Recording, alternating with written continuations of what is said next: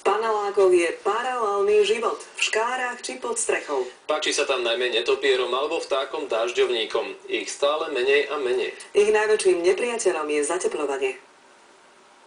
Takto to vyzerá v dierach v paneláku. Netopiere oddychujú, nazrieť sa však dá len do predsiene ich príbytkov. Spálne ostávajú pre ľudské oko ukryté. Tam sú také štrbiny, ktoré sú trošku tak krivoľaké, vyslovene to vyplýva z tej konštrukcie panela.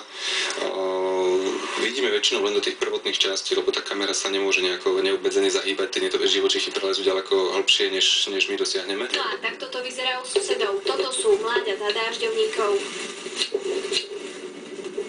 Obyvateľom domov títo nájomníci neškodia, práve naopak. Celý deň to je na krídlach, taká biologická ochrana zadarmo.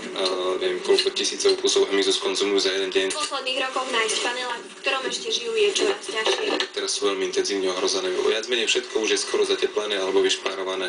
Takže v priebehu možno 5 rokov stratia komplet hniezdiska a to je likvidačné pre tú populáciu. Pri zatepľovaní si ich robotníci nevšimnú alebo nechcú všimnúť a diery prekryjú. Svetlou výnimkou je tento panelák v Michalovciach. Hniezdia tu dážďovníky a viacero druhov netopierov. U večernice Saviho a večernice Južnej je to jediné známe miesto, kde sa rozmnožuje tento druh na Slovensku. Preto je vlastne táto bytovka taká vzácna. Fakt je to unikát v rámci Slovenska. Živočíchom by pomohlo, keby na nich ľudia pri zatepľovaní či pri opravách domov viac mysleli. Existujú totiž možnosti, ako ich ochrániť. Viktória Doričová, televízia Markíza.